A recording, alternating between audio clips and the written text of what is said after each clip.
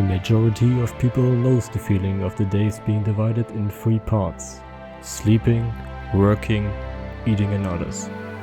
But there's that one time of the year where we replace working with the things we love for a certain amount of time, and I choose traveling on two wheels. This is the story of the Iberia Tour 2023.